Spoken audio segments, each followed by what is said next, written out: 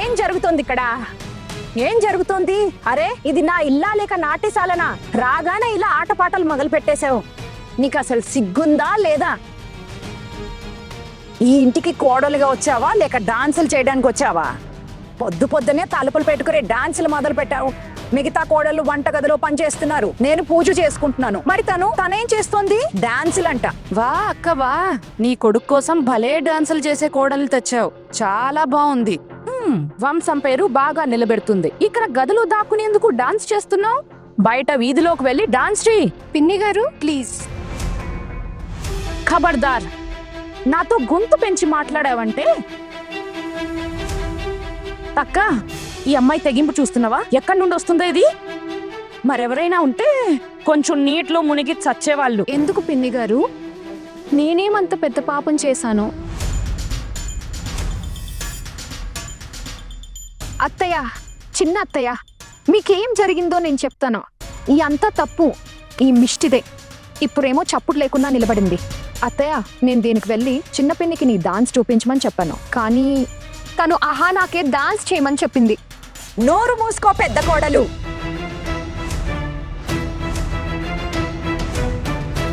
నీకెవరు చెప్పారు మధ్యలో మాట్లాడమని? మీరేమో నేనేదో ఎవరినో కూనీ చేసినట్లు ప్రవర్తిస్తున్నారు.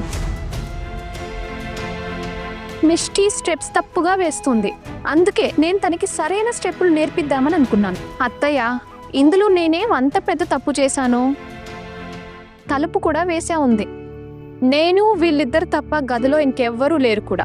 మీరు ఇలా చెప్పా పెట్టకుండా గదిలోకి వచ్చేస్తారని నాకు తెలియదు కదా అత్తయ్య. ఎంతలా ఎదురు మాట్లాడుతున్నావు నువ్వు? సిగ్గనేదుందా అసలు నీకు? నేనైతే ఇప్పుడే వీళ్ళ పుట్టింటి వాళ్ళకి ఫోన్ చేయమంటాను. అప్పుడు దారిలోకి వస్తుంది, తను తెలివైందనుకుంటుంది. అరే, పుట్టింటి వాళ్ళకి ఫోన్ చేసి ఏం లాభం చెప్పు చిన్ని? ప్రతి విషయానికి ప్రాధేయపడుతుంటారు. దీన్ని భరించాల్సింది మనమే కదా. చిన్నాని రానివ్వు, వాడిని సూటిగా అడుగుతాను. ఈ ఇంటికి కొత్త కోడలు తెచ్చావా లేక సర్కస్ లో గారడీలు చేసేదాన్ని తెచ్చావా అని. మరి సర్కస్ లో పనిచేసేదాన్ని పెళ్లి చేసుకుంటే మాత్రం ఇద్దరికి ఈ ఇంట్లో చోటు ఉండదు. ఇల్లు వదిలి వెళ్ళిపోవాల్సిందే. ఒకవేళ ఇది నా మిగతా ముగ్గురు కోడలలా ఇల్లు సర్దుకుంటేనే ఇక్కడ ఉండగలదు, లేదంటే లేదు. లేదంటే ఇది ఇల్లు వదిలి వెళ్ళిపోతుంది. అరే అక్క, చిన్నాని మాట ఎక్కడ వింటున్నాడు? నీ ముందు అవునంటే అవునంటాడు, కానీ తర్వాత అంతా మామూలే. ఈ అమ్మాయి మళ్ళీ ఏదో ఒక కొత్త గొడవ చేస్తుంది. వీళ్ళమ్మ దీనికి ఎలాంటి పెంపకం ఇచ్చిందో ఏమో. ఛీ, అస్సలు సిగ్గులేదు. పిన్ని గారు ప్లీజ్.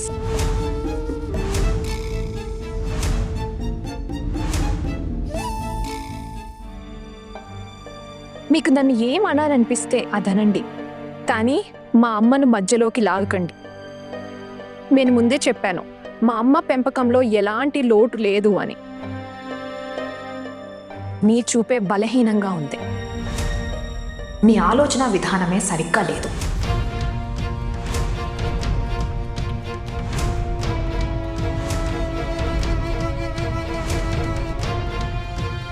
శాంతంగా ఉండమ్మా, శాంతంగా.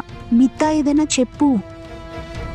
వదిలేయక్క, దీనికి ఇలాగే జరగాలి. వచ్చి 2 రోజులు కాలేదు అత్తగారింటికి, అప్పుడే తన రూపం చూపించడం మొదలుపెట్టింది. మమ్మల్ని చూడు, మనం ఎప్పుడైనా ఈ ఇంట్లో గొంతు పెంచి మాట్లాడామా? దీన్ని చూడు, అప్పుడే మొదలుపెట్టింది. మా ఆలోచనలు చిన్నవట, మా చూపు బలహీనమట. మరి నీదేం తప్పులేదన్నమాట. మరి మాలాంటి చిన్న ఆలోచనలు ఉన్న వాళ్లతో ఉండాల్సిన అవసరం నీకేముంది? రానివ్వు చిన్నాని, ఇప్పుడే నేను వాడితో పాటు మీ పుట్టింటికి పంపించేస్తాను. చాలా ఎక్కువైంది నీది, ఇక ముందు ఇంకేమీ వినను నేను. పద చిన్ని. అత్తయ్య, ఒకవేళ మీరు నన్ను పుట్టింటికి పంపించాలనుకుంటే నేనేం చేయగలను?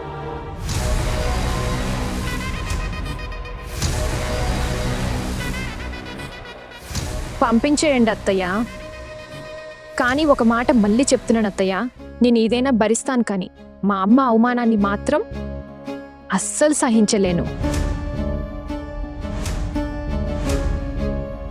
ఒకవేళ మా అమ్మ గురించి ఎవరైనా పిచ్చిగా మాట్లాడితే నేను ఖచ్చితంగా ఎదురు తిరుగుతాను. మా అమ్మ నేర్పిన బుద్ధుల్లో ఎలాంటి తప్పు లేదు. మీరు నాకు కోడలి హోదా ఇచ్చారు, కానీ దాని అర్థం మీరు ఎప్పుడు పడితే అప్పుడు మా అమ్మను అవమానించవచ్చని కాదు.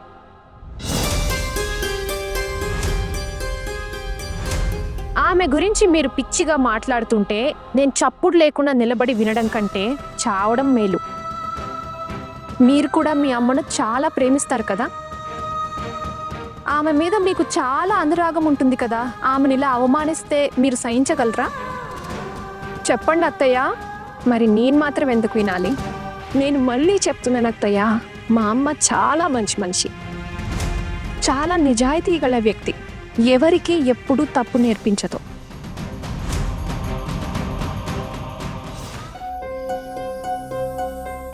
అహానా, కాసేపు నోరు మూసుకుంటే నీకేమవుతుంది? ఆపే. కానీ అక్క, అహానా, శాంతంగా ఉండవే.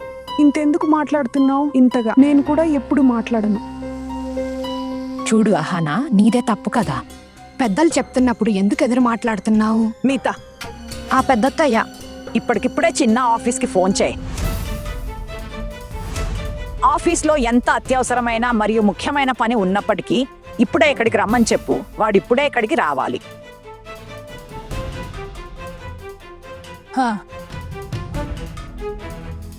అక్క, నీ ఆరోగ్యం బాలేదు, పద వెళ్ళి విశ్రాంతి తీసుకో. అత్తయ్య,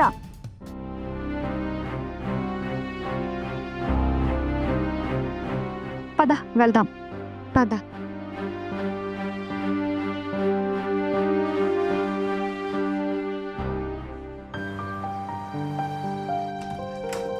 సార్, లోపలికి రావచ్చా? రా. Good morning sir. ఈ ఫైల్.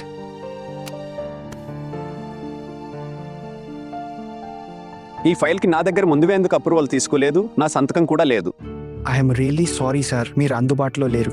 మీరు ఆఫీస్కి వచ్చేసరికి నా పెళ్లి సెలవులు మొదలైపోయాయి, అందుకే చేయించలేకపోయాను. పని కంటే ఎక్కువ ఇంపార్టెంట్ పెళ్ళే కదా. శ్రద్ధగా పనిచేయాల్సిన అవసరం అసలు లేదు. మీరందరూ ఈ కంపెనీని ముంచేయండి.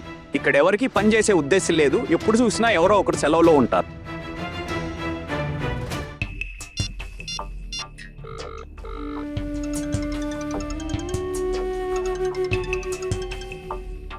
ఏమైంది? కట్ చేశాడు, మళ్ళీ చెయ్యి. సరే.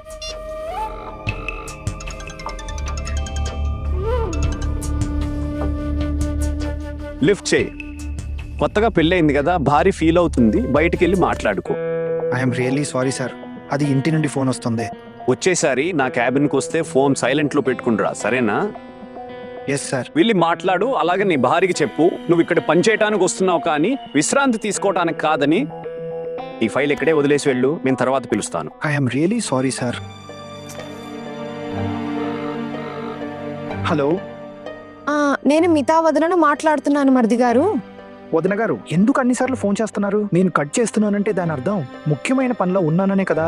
మీరు పదే పదే ఫోన్ చేస్తూనే ఉన్నారు. సారీ మరిది గారు, నేనేం చేయగలను? అత్తయ్య నిన్ను వెంటనే ఇంటికి రమ్మని చెప్పారు. నువ్వు వీలైనంత త్వరగా వచ్చేయి, అంతే.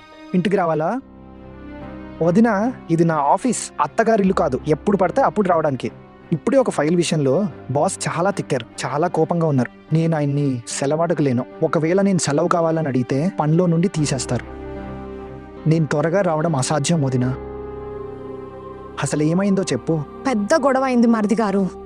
ఎలాంటి గొడవ? అహాన తన గదిలో దాక్కుని డాన్స్ చేస్తోంది. ఏంటి? అందుకే చెప్తున్నాను, నువ్వు వీలైనంత త్వరగా వచ్చేయి. అరే, అహానా. వదినా, నేను అహానాకి నచ్చజెప్పాను, మన ఇంట్లో ఈ డాన్స్ లాంటివి ఒప్పుకోరని. తను నాకు మాట ఇచ్చింది, పెళ్ళయ్యాక ఇలాంటివి చేయనని. ఏమో తెలీదు, ఈ సమస్య నుండి ఎలా బయటపడాలో అర్థం కావట్లేదు. చూడు వదినా, నా పరిస్థితి ఇంకా దారుణం చేసేస్తారు. తర్వాత ఏమైంది? తర్వాత ఇంకేమవుతుంది? అత్తయ్యతో ఎదురు మాట్లాడడం మొదలుపెట్టింది. ఇంకో కొత్త సమస్య వచ్చి పడింది. ఏం చేయాలి నేను? అందుకే చెప్తున్నాను మరిది గారు, నువ్వు త్వరగా ఇంటికి వచ్చేయి. పెద్దమ్మ వెంటనే ఫోన్ చేసి పిలవమన్నారు, అర్థమైంది కదా? వదినా, నేను ప్రయత్నిస్తాను. నువ్వు ఒక పని చేయి, అమ్మకి చెప్పు ఈ రోజు ఆఫీస్లో పని చాలా ఎక్కువగా ఉందని. రావడానికి నేను ప్రయత్నిస్తాను. బాస్ 3 గంటల ప్రాంతంలో ఆఫీస్ నుండి వెళ్తారు. నేను ఎలాగోలా కొంచెం రిస్క్ తీసుకుని మీ దగ్గరికి వస్తాను. నాకేం అర్థం కావడం లేదు వదిన. నా రాత ఎంత బాలేదంటే ఒక పక్క బావి, ఇంకో పక్క గోతిలాగా ఉంది. నాకు తెలుసు నేను ఇంటికి వెళ్ళకపోతే అమ్మ కోపంతో నాతో మాట్లాడడం మానేస్తారు. ఈ గొడవను సర్దుబాటు చేయాలో లేక ఈ ఆఫీస్ పని చూసుకోవాలో నాకు అర్థం కావడం లేదు. సరే వదిన, నేను ఫోన్ పెడుతున్నాను. ఏమైంది? మరిది గారు ఏం చెప్పారు? ఆయనకు ఆఫీస్లో ఈరోజు పని ఒత్తిడి చాలా ఎక్కువగా ఉందట. అయినా సరే వాళ్ళ బాస్ 3:30 ప్రాంతంలో వెళ్తారట. ఆ తర్వాత రావడానికి ప్రయత్నిస్తానన్నారు. ప్రియా, అరే లేదు అంటే 4 గంటలకు ఇంటికి వచ్చేస్తారు కదా. 4ంటికా? హా. అత్తయ్య వారిని ఇప్పటికిప్పుడే రమ్మన్నారు కదా.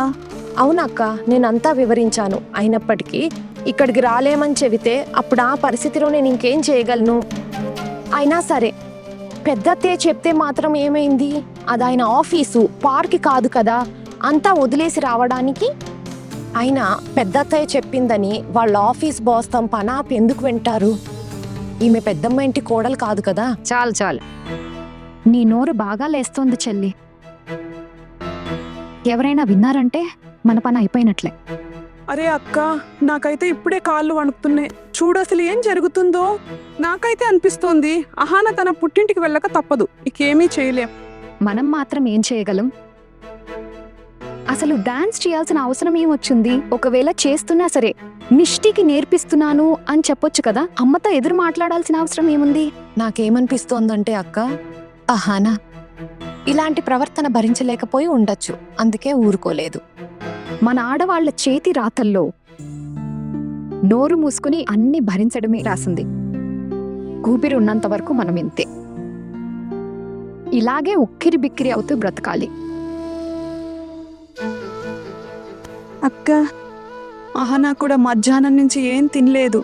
పద వెళ్దాం, పాపం ఆకలితో ఉంటుంది. వెళ్దాం పదా.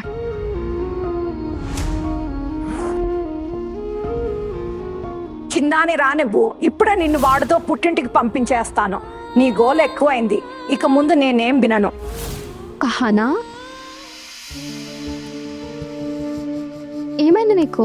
లే, నువ్వు బాగున్నావు కదా? అవునక్క. ఈ సూట్ కేసు ఎందుకు తీసావు? హా, అంతా సర్ది పెట్టుకోవడానికి అక్క. మీ మరిదిని పిలిపించారు కదా. ఆయన రాగానే అత్తయ్య చెప్తారు కదా సూట్ కేసు సర్దుకో అని. అప్పుడు ఆలస్యం అవుతుందని అందుకే ముందే సర్దేసుకున్నాను. అలా కాదు హానా, ఆమె సూట్ కేసు సర్దుకోమని ఎందుకు చెప్తారు? మీరు ఇప్పటికీ అర్థం చేసుకోవడం లేదక్క. అత్తయ్య నన్ను ఒక్క క్షణం కూడా ఈ ఇంట్లో ఉండనివ్వరు. అందుకే మీ మరుదుని పిలిపించారు. అప్పుడు సర్దుకోవడానికి చాలా సమయం పడుతుంది. అందుకే నా బట్టలన్నీ ముందే సూట్ కేసులో పెట్టేసుకున్నాను. అత్తయ్య చెప్పగానే వెళ్ళిపోతాను. ఇటు చూడు, నీకు కూడా ఇంట్లో ఉండాలని లేదు కదా. నిజం చెప్పు. ఒక మాట చెప్పనా అక్క, నాకు సరిగ్గా ఇలాగే అనిపిస్తుంది. అవునా? అందుకేనా ఇలా ప్రవర్తిస్తున్నావు? ఎలాంటి ప్రవర్తన అక్క? తెలీదా ఎలాంటి ప్రవర్తన అని? అరే, డాన్స్ చేయాల్సిన అవసరం ఏముంది? ఒకవేళ చేయాలనుకుంటే దాక్కుని చేయాల్సింది. అందరికీ తెలియకుండా చేయాలి కదా. మళ్ళీ అత్తయ్యతో ఎదురు మాట్లాడుతున్నావు. తప్పంతా మిష్టిదే, దానిదే తప్పు. అరే, నా బుద్ధే గడ్డి తింది. అందుకే చిన్న పిన్నికి డాన్స్ చూపించమని చెప్పాను. అరే, నీకు ఆ గజ్జలు కట్టుకునే అంత అవసరం ఎందుకు వచ్చింది? చెప్పు. అహానా, డాన్స్ వరకు అంటే సరే అనుకోవచ్చు, ఎదురు వాదించటం తప్పు. కానీ అత్తగారితో ఎవరెదురు మాట్లాడతారు? ఎంతటి ధైర్యం! ఒకవేళ అత్తగారు ఏదైనా తప్పు మాట్లాడితే దాన్ని సరిదిద్దే హక్కు మనకుంది. ఇంకా మా అమ్మను అవమానించడం చాలా పెద్ద తప్పు. నేను మా అమ్మ అవమానాన్ని ఏ పరిస్థితుల్లోనైనా అస్సలు భరించలేను.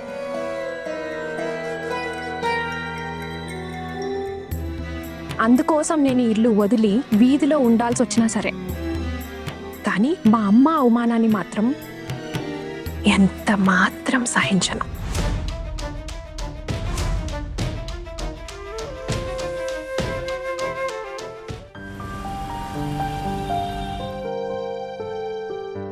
ఏమైందమ్మా?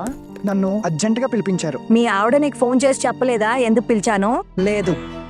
నన్ను మిగతా వదిన ఫోన్ చేసి పిలిచారు. ఏదో అర్జెంట్ విషయం మాట్లాడాలన్నారు, త్వరగా రమ్మని చెప్పారు. నేను పరిగెత్తుకుంటూ వస్తున్నానమ్మా. ఆఫీస్లో చాలా ప్రెషర్ ఉంది. అబద్ధం చెప్పి వస్తున్నాను. టిఫిన్ అని చెప్పి వచ్చాను, మళ్ళీ ఆఫీస్కి వెళ్ళాలి.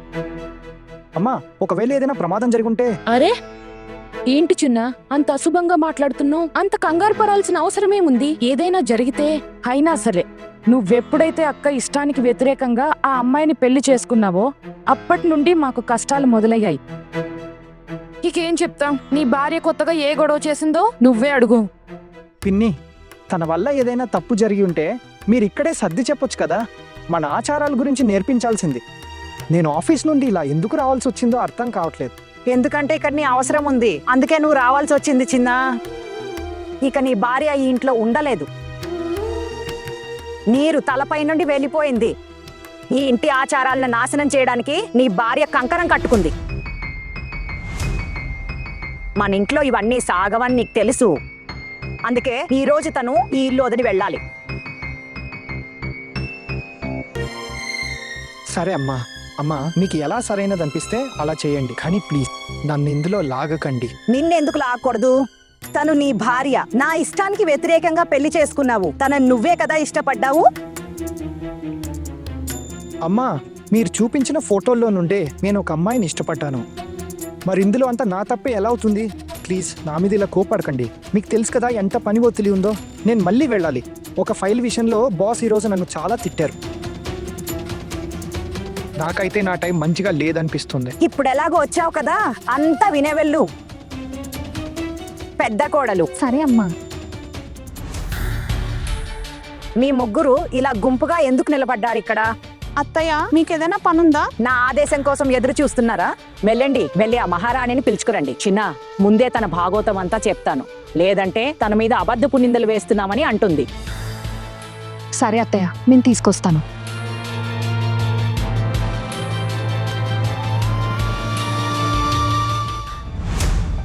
అహనా, అహనా,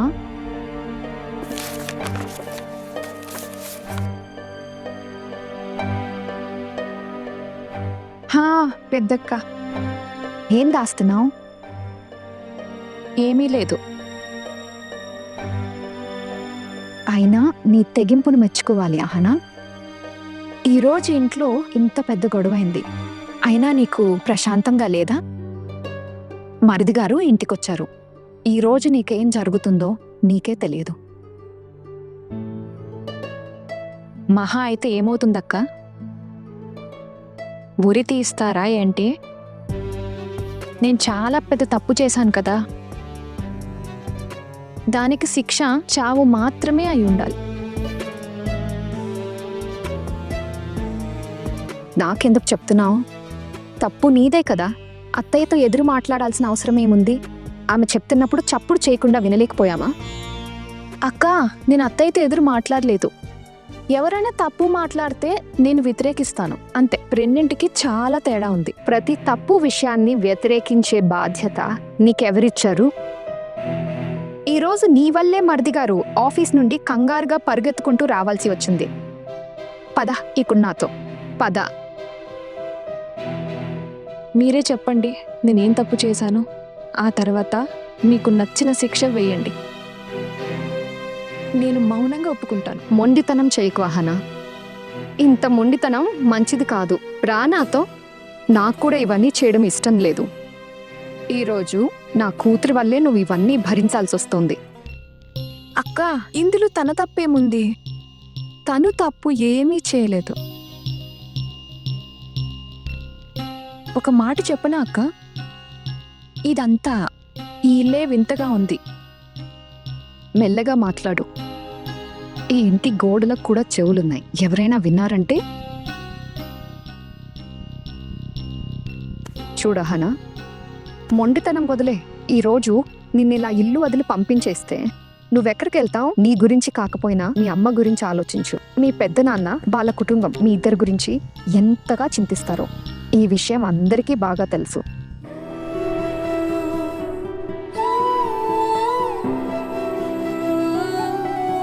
మీరు చెప్పింది నిజమే అక్క. ఒకవేళ నేను అత్తయ్య కాళ్ళు పట్టుకోవాల్సి వచ్చినా పట్టుకుంటాను. కానీ ఇప్పుడు నేను ఇక్కడి నుంచి ఎక్కడికి వెళ్ళలేను. పద ఇంకా. ప్లీజ్ ప్రశాంతంగా ఉండు. అత్తయ్య ఏదైనా అంటే సమాధానం చెప్పకు. అంతా సర్దుకుంటుంది.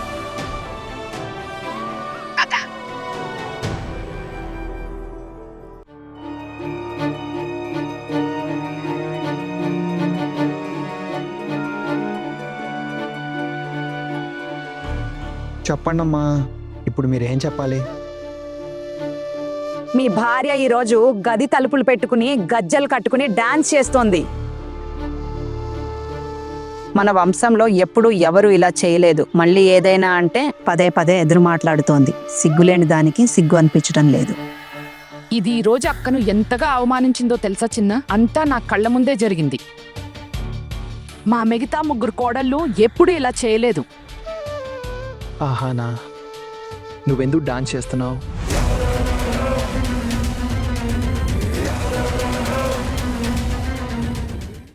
నేను ఒక్కదాన్నే డాన్స్ చేయడం లేదు. నా ఉద్దేశం మిష్టి ఇంటికి వచ్చింది. తను వీధిలో జరిగే ఫంక్షన్లో డాన్స్ చేయాలి. తను కొన్ని తప్పు స్టెప్లు వేస్తోంది. అందుకే నేను తనకి కొంచెం నేర్పించాను అంతే. తప్పు చేస్తోందని నేర్పించడానికి వెళ్ళావా? మరి ఆ చిన్న తప్పును సరిదిద్దడానికి కాళ్లకు గజ్జలు కట్టుకోవాల్సిన అవసరం ఏమొచ్చింది మాస్టాని గారు? ఈ గజ్జలు ఎక్కడి నుంచి వచ్చాయి? నేనే తీసుకొచ్చాను. పెళ్ళికి ముందు నేను ఈ గజ్జలే కట్టుకుని డాన్స్ చేసేదాన్ని.